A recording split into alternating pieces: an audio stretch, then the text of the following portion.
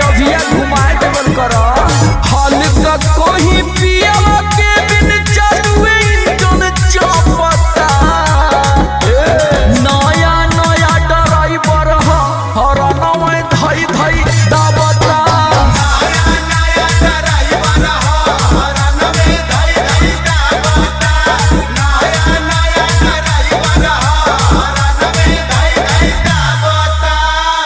लागता कि सखी लर्निंग में वार्निंग ना कर पाई।